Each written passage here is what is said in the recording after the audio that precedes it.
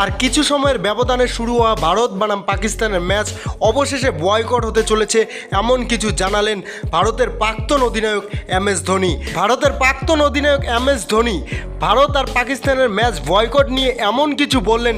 তো MS ধোনি তার বয়ানে কি বলেছে সব কিছু শুনবো আমরা এই ভিডিওতে, সেই জন্য ভিডিওটি শেষ পর্যন্ত দেখবে।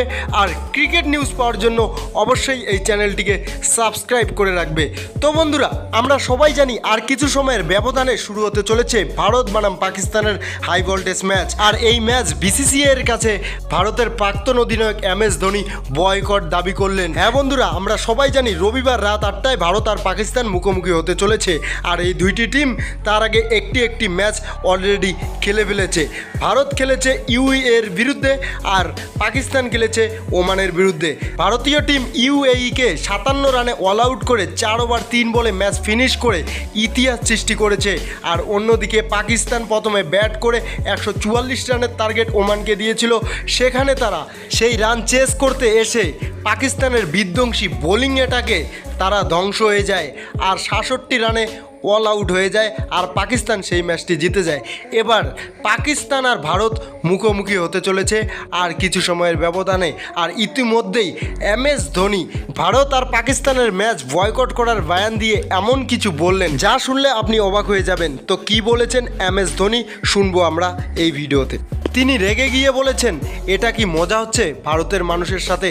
আমরা কেউ ভুলিনি পেহেলগাম অ্যাটাকের কথা, আর সেটা কে করিয়েছে তার পিছনে কে ছিল আমরা সবাই জানি, পাকিস্তান। আর BCCI এর লজ্জা থাকা দরকার, তাদের সাথে ম্যাচ অর্গানাইজ করিয়েছে।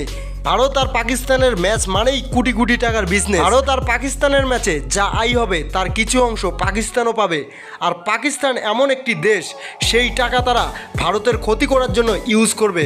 সেই জন্য এই ম্যাচ বয়কট করা হোক।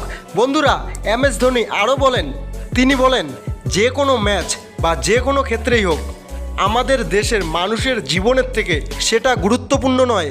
আমার মতে ভারত আর পাকিস্তানের ম্যাচ বয়কট করা উচিত।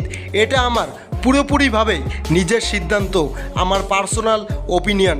আর আমি BCCI এর কাছে রিকোয়েস্ট করব এই ম্যাচটি যত তাড়াতাড়ি সম্ভব বয়কট করা হোক।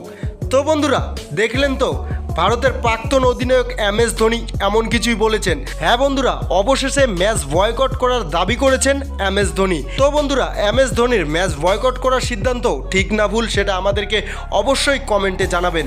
তো বন্ধুরা, এটাই ছিল ভিডিওটা ভালো লাগলে লাইক করো, সাবস্ক্রাইব করো চ্যানেলটাকে ক্রিকেট নিউজ পাওয়ার জন্য। ভিডিওটা শেষ পর্যন্ত দেখার জন্য আপনাকে অনেক ধন্যবাদ।